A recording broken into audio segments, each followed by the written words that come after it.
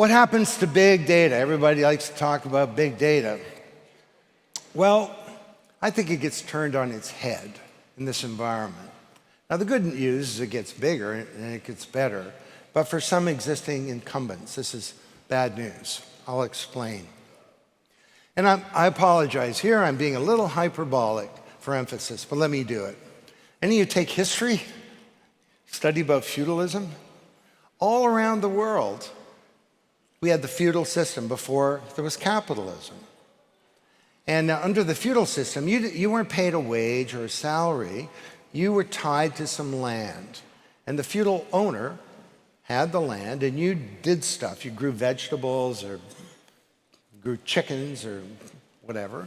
And then the landlord would expropriate most of that, but you would get to keep some for your own use. That's how you could stay alive. Feudalism. It was a system. It was a lot better than the thing that came before that, which was slavery all around the world. But today, don't we live in sort of a feudal environment? I mean, the new asset class of the digital age is data. And all of you, all day long, create that data. I'm sorry, what's your name? Nikki? So the virtual Nikki knows more about Nikki than she does in a bunch of areas, because she can't remember what she bought a year ago or said a year ago or exact location a year ago, what medication she took a year ago, what diagnosis she had, what a year ago, what she got on a test a year ago, and ultimately, what her heart rate was at this exact time a year ago, or her blood pressure. The trouble is, Nikki creates this data, but Nikki doesn't own it. She doesn't even have access to it. It's expropriated by these big digital landlords, the big digital conglomerates like Facebook and social media companies and Google, big banks and governments, expropriated, and Nikki's left with a few cabbages. So that means Nikki can't use the data to plan her health, her life, her education. She can't monetize the data, and Nikki's privacy has been undermined.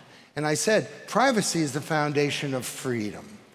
And we need to get our data back because it represents our identity. We need to get our identities back so that we can manage them responsibly for our own lives. So how are we going to do that? Well, in Europe, a lot of governments say, governments are going to do it for you. We're going to protect you. Well, there may be a role for governments, the GDPR, for example, in protecting privacy. I have a better idea, and there are all kinds of activities underway to create this better idea. Why doesn't Nikki own her own identity? Rather than having access to data that someone has taken away from her, why doesn't she just keep it all? And she gets to decide what to do with it.